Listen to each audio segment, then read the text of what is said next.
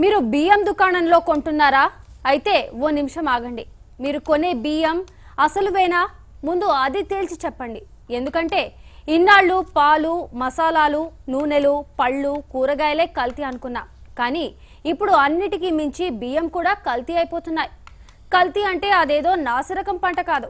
అసలు పొలంలో నారు పోసి నీరు పెట్టి వడ్లు మిల్లుకు తరలించి బియ్యం చేసిన తర్వాత వాటిని కల్తీ చేయడం కాదు, కృత్రిమంగా బియ్యాన్ని సృష్టించడం.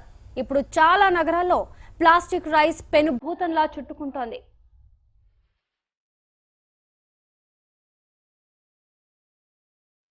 మీరు నిద్రలేచింది మొదలు రాత్రి పడుకునే వరకు ఎన్నో వస్తువుల్ని వినియోగిస్తుంటారు, మరెన్నో ఆహార పదార్థాలను తీసుకుంటారు. కానీ అవన్నీ ఎలాంటి కల్తీ లేనివని చెప్పగలరా?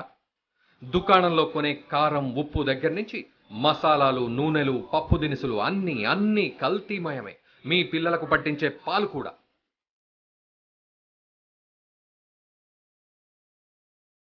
తెల్లనివన్నీ పాలు కాదు, ఎందుకంటే ఆ పాలల్లో ఎన్నెన్ని విష పదార్థాలున్నాయో ఎవ్వరికీ తెలియదు. ఇదేదో ఒక్క పాల గురించే కాదు, పాలు, పెరుగు, నెయ్యి, మీ ఇంట్లో వాడే దాదాపు అన్ని పదార్థాలు కల్తీయే. మేం కల్తీ లేని పదార్థాలు వాడుతున్నామని ఏ ఒక్కరూ చెప్పుకోలేని పరిస్థితి. ఖరీదైన మాల్స్లో కొనుగోలు చేసే వస్తువులు కూడా ఒక్కోసారి కల్తీమయమే అవుతున్నాయి. ఇదో ఫేక్ దందా.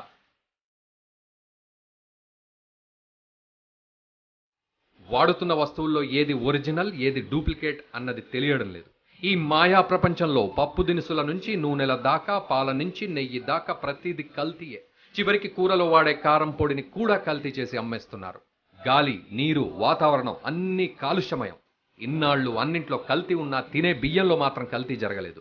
రాళ్ళు, మట్టి పెళ్లలు కలిసినప్పటికీ వాటిని ఏరేస్తాం, పారేస్తాం. కానీ ఇప్పుడు బియ్యం కూడా కల్తీ అవుతున్నాయి. అవును, ఇది నిజమే. ప్లాస్టిక్ బియ్యాన్ని కలిపేసి ఇలా ఫేక్ రైస్ను తయారు చేస్తున్నారు.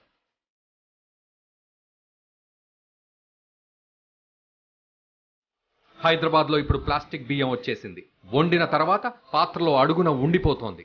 చైనా నుంచి ఈ బియ్యం దిగుమతి అవుతున్నట్లు కొందరు చెబుతున్నా, స్థానికంగా కూడా ఇలా ప్లాస్టిక్ బియ్యాన్ని తయారు చేస్తున్న వీడియోలు ఇప్పుడు నెట్లో వైరల్గా మారాయి.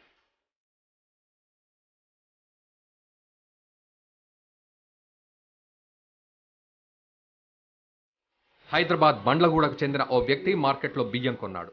అన్నం వండితే ముద్దలా మారింది. తర్వాత దాన్ని పరిశీలిస్తే అవన్నీ ప్లాస్టిక్ బియ్యపు గింజలు.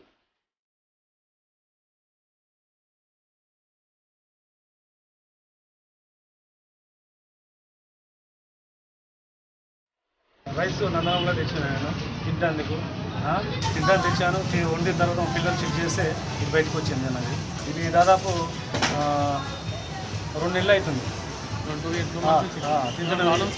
ప్రాబ్లం అంటే ఇక పిల్లలకు మోషన్స్, ఇదంతా గ్యాస్ట్రిక్ ప్రాబ్లం, ఎన్ని దవాఖానలు పోయినా కానీ మందులు ఇస్తున్నాం, ఇది వచ్చి తింటున్నాం. మాకు తెలియదు కదా అది. అట్లా నా తర్వాత ఇది దొరికింది.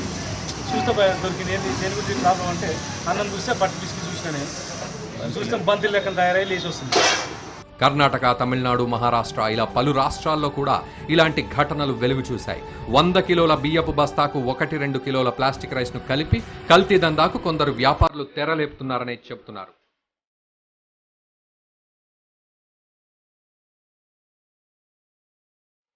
వీటిని వండితే పాత్ర అడుగున జిగటగా మారి ఆరిపోయిన తర్వాత ముద్దలా అయిపోతున్నాయి. అడుగున ఉన్న అన్నం 24 గంటలు గడిచినా పాడవలేదంటే అందులో ప్లాస్టిక్ రైస్ ఖచ్చితంగా ఉంటుందని చెప్తున్నారు.